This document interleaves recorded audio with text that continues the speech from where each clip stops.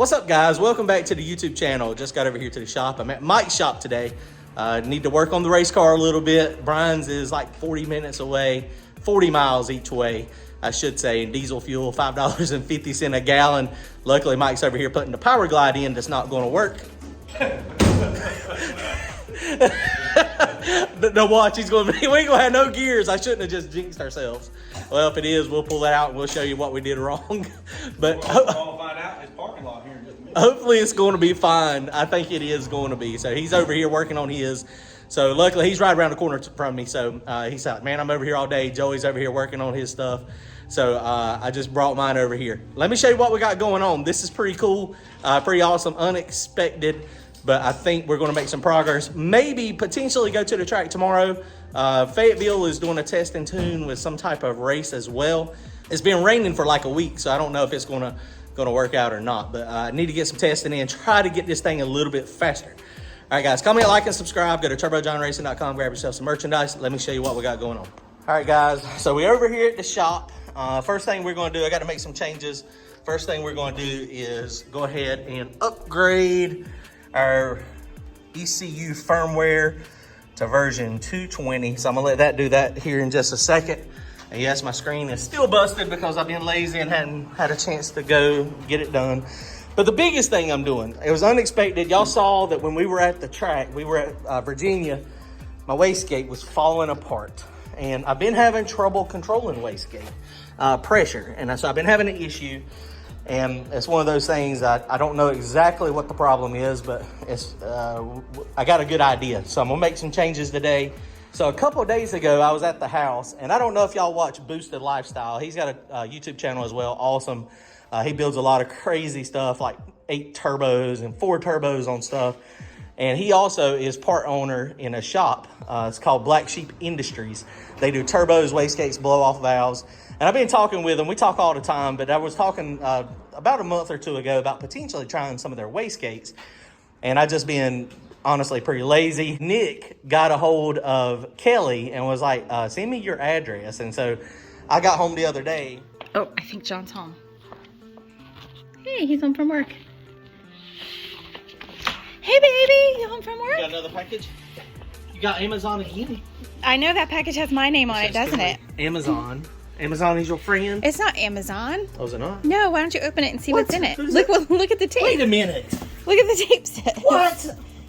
You ordered me wastegates? I didn't order you anything. You ordered me wastegates. I didn't order you anything. How'd you know I needed wastegates? I don't. I did not That's order. Gotta be wastegates. I didn't order anything Black for Sheep you. Industries. I had some wastegates sitting on my porch, and Kelly, man, these things are awesome. I can't believe she kept it a secret. But this thing is freaking amazing. And these are 60 millimeter wastegates. It may bolt right on to the one I've got there. He said he didn't know. He said some of the smaller ones do bolt on. But if they don't, it's got all this stuff. We'll just cut it off real fast and put it on. Wow. Wow. That thing is freaking, it is slick. Now, it's got the fire ring like the normal one. So it's got a good fire ring. But this thing, the casting on this thing is just unbelievable, man. And this one has got the 5 to 7 pound spring already in it. It's got different springs, 8 to 11 or 12 to 17. So I may just leave that spring in there and just see how it works out. It's one of those things I've got right now, starter springs in those, and that could be giving me a little bit of my issue too. But when we were at the track, I'm gonna show you one of the problems why I think this is an issue, is these diaphragms over here are leaking. And so that could be causing it when I'm trying to run extremely high CO2 pressures. It's just blowing through. And then of course that's contaminating the intake air with CO2. So I mean, that could be an issue as well. Got a kit down here too, if you need to rebuild it. It's got O-rings, and go to their website. This doesn't have a diaphragm. It has they've got a breakdown on their website on how it actually is designed in there. It's got a piston with 2 O-rings. You don't have to worry about a diaphragm. And if you do blow out an O-ring or something, they give you spares, and they are made with standard size O-rings. So if you have an issue, and I mean, you can fix it. The other thing I love these clamps. That is awesome. The other thing I'm gonna do is I'm going to go ahead and change these gauges. You remember I put a spring in there, so I got one to go a little higher.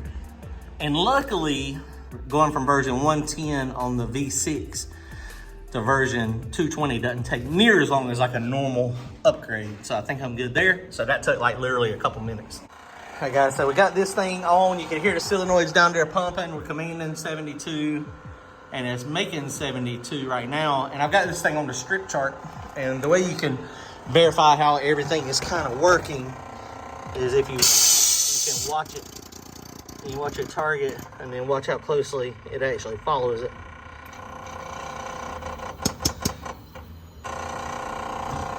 So it's following it fairly close. But one of the biggest things that I had issue with when we were down at Virginia is this thing was leaking, and it doesn't seem to be leaking as bad now, but you could hear it coming out the ports going to the turbo here. And so of course, anytime you're ingesting CO2, that's a bad thing. It doesn't seem, I don't know if maybe when it's getting hot or the valve is cycling or something, it makes it so it leaks worse. When it's cold, it's not leaking as bad. But let's put these wastegates on. We got 2 of these things. Let's see if they fit without modifying anything. We got the new pressure regulator on. This one was for nitrogen, I think it said, but I had to basically just change this fitting here. So we got it changed, and you can see that we can adjust our pressure here a lot higher than what the other one did. So basically it's just got a better spring in it, but 100 is what I want. Maybe 120. I just wanted to be able to actually get to where I want it. I may end up creeping that up to like 120. Man, let's go ahead and do that. And then we'll set it there. That's pretty sensitive. Doesn't take much movement, but that should make it, you know, we might have to vent off. Now, the more pressure I put on that, I'll probably have to play with the PID settings, but that won't be a problem. Got the wastegates off of it. And unfortunately, with this one, it's got the fire ring on it. And you see, I've got super soft spring in that one. I'm gonna leave the stronger spring in it. That might give me a little bit more stability as well. But this is not gonna work. So I'm gonna have to cut this off and weld the other one on. I'll just do it there. You can see we've done it a couple times. On this one, it used to hang down. And so it was scrub real bad, so I straightened it out. So we're gonna fix that one, cut it off, and then this one up here, we got to cut off as well. That one was for that one. And then this one over here was the one down here. So this one's got a fire ring, but this one, it does not have a fire ring. The fire ring is actually built into the flame surface. So I'm really excited. Let's do that real fast. Cut those off, get those welded on. And then we'll try them out and see how they behave with the PID settings that I have. And we'll be good to go. And these are good. They said they're on their website, Black Sheep Industries, that they are rated at 150 pounds of dome pressure. And I don't think I'm ever going to be at 150, although I didn't think I would ever be at 73 or 76. And here I am. Now, since I am going to be running a 5-pound spring in them, that's going to be, we're going to have to play with it. I may end up having to take these off and put the soft springs in them, because like when we're back of the track, no prep racing, like back of the track, I have the old car I was leaving on a 1/2 pound of boost, and you know, with that having springs in it, well, I still have RPM. I might be able to control it RPM, or maybe it'd be better to leave on a little bit more boost and just control it with timing instead of, you know, controlling it with boost. So we're gonna have to play with it, but we're gonna be, you know, making some changes. Those are huge upgrades. I can't thank Kyle and Nick enough for sending me these things. They are freaking, the quality on this compared to these is freaking just insane. You know, just the way it looks, and the way it looks like it's going to work. And I've had both of these apart, and you know, that's a stainless steel one there, and this one is probably one of the oldest ones on the car, and you know, they're problematic sometimes. So I'm excited, guys. I'm excited.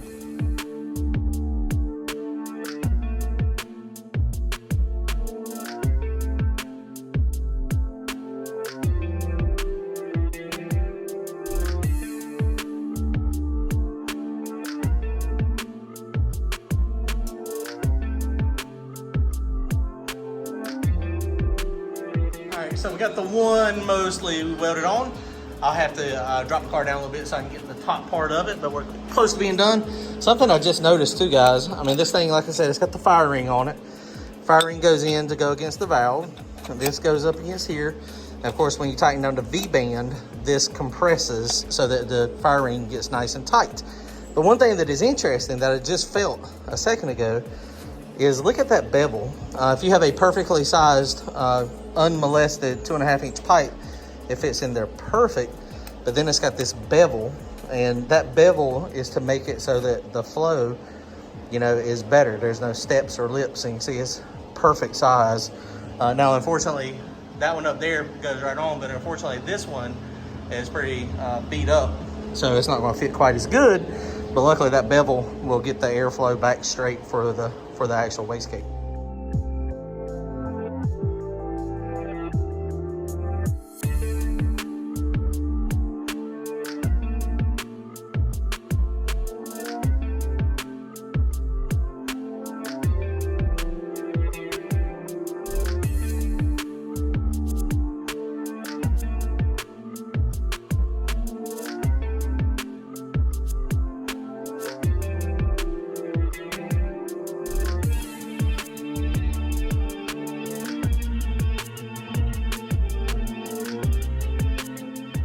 So Joey just reminded me I'm a grinder, not a welder. Ooh, I ain't gonna grind it there. That's not a problem. There's a couple of them that turn out okay, but man, this is like the third or fourth time I butchered that one up. That one up there is just kind of hard to get to because of all the turbo in the way. But they are welded 100%. Kyle and Nick, I'm sorry. What's funny is, I mean, Kyle like TIG welds everything, and he is meticulous with his welding. And he's a really good welder. I'm sorry, Kyle.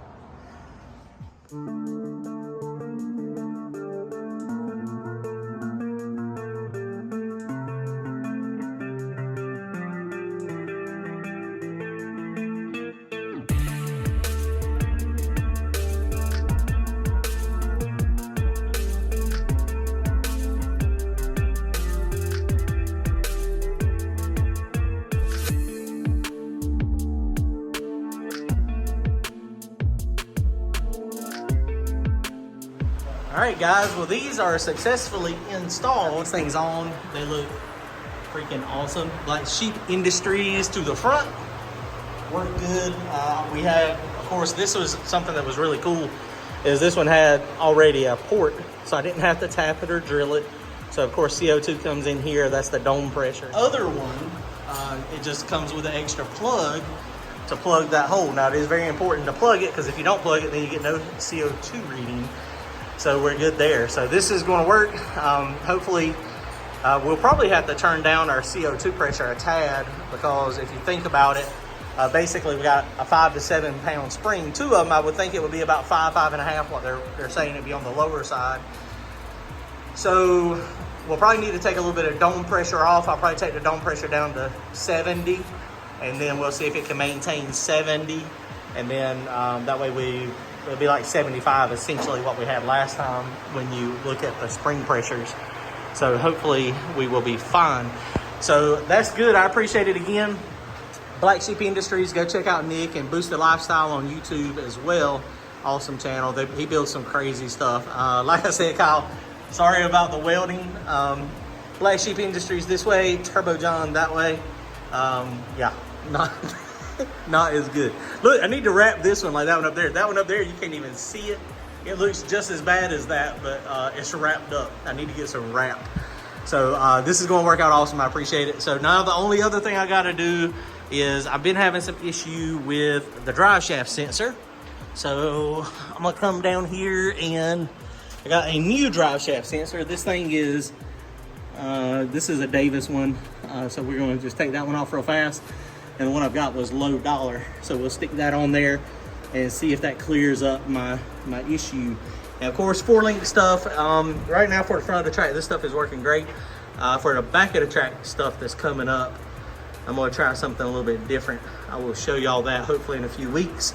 Also, I want to get this diagonal bar off of here, just because when I change the lower control arms, I mean, the diagonal doesn't look like it's a pain in the butt much, but it really It's kind of a pain in the butt, guys. And so, you know, having to take this apart and reset it every time. I want to put a wishbone back here. Got plenty of room up top to do it, but there again, it's going to be kind of challenging. But I think we can do it and make it work so it works out good. So we'll see. I'm very happy with that again with the QA1 shocks, the mod series stuff. These things work freaking awesome. Loving this stuff. Okay, check this out. All right, guys. So here is, watch the line here. When I follow it, you can see the CO2 dome pressure versus actual. Just watch how close it's targeting it.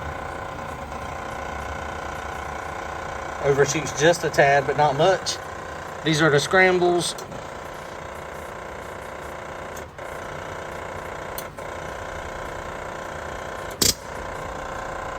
Woo, boy. I think that's going to work the way we want it.